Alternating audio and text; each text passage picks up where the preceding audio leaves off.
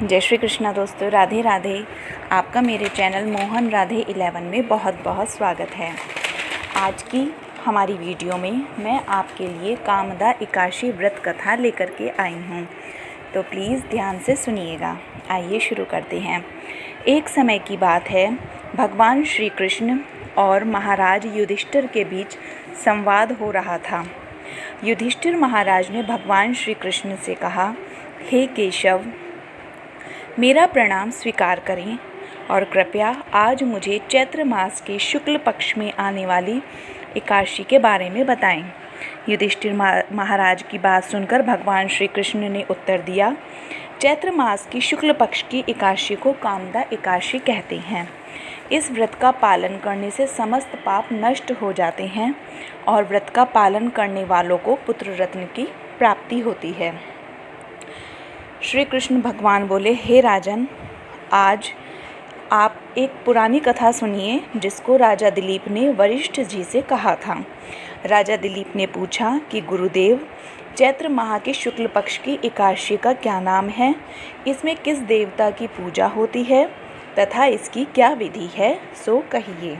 महर्षि वशिष्ठ जी बोले, हे राजन, चैत्र माह के शुक्ल पक्ष की एकादशी का नाम कामदा है। यह पापों को नष्ट कर देती है और पुत्र की प्राप्ति होती है। इसके व्रत से कुयोनि छूट जाती है और अंत में स्वर्ग की प्राप्ति होती है। अब मैं इसका महात्म्य कहता हूँ, ध्यानपूर्वक सुनो। प्राचीन काल में एक भोगीपुर नामक नगर में पुंडरीक नामक एक राजा राज्य करता था। वहाँ अनेकों अप्सरा, गंधर्व, किन्नर आदि वास करते थे। उसी जगह ललिता और ललित नाम के दो स्त्री पुरुष अत्यंत वैभवशाली घर में निवास करते हुए विहार किया करते थे।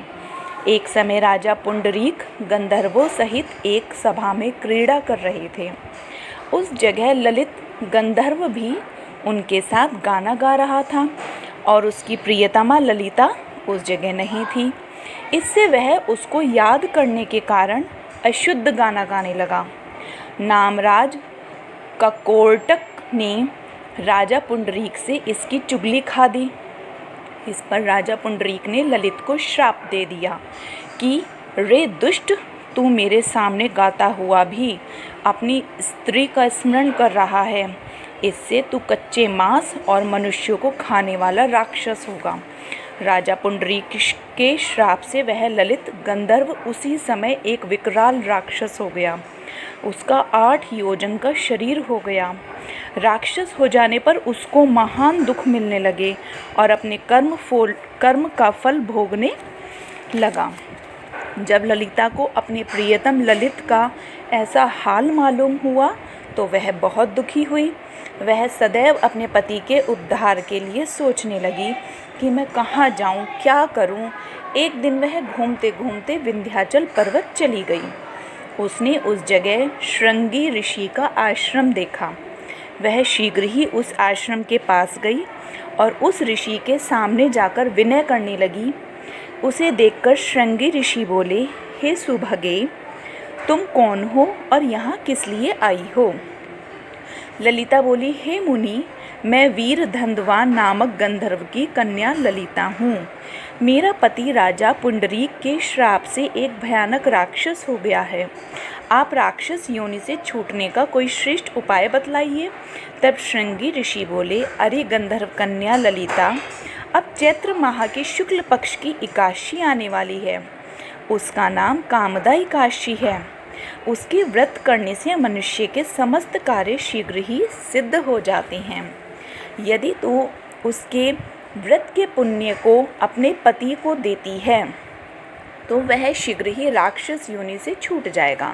मुनि के वचनों को सुनकर ललिता ने आनंद पूर्वक उसका व्रत किया और द्वादशी के दिन ब्राह्मणों के सामने अपने व्रत का फल अपने पति को देने लगी और भगवान से इस तरह प्रार्थना करने लगी, हे प्रभु, मैंने जो व्रत किया है वह राक्षस योनि से शीघ्र ही छूट जाए।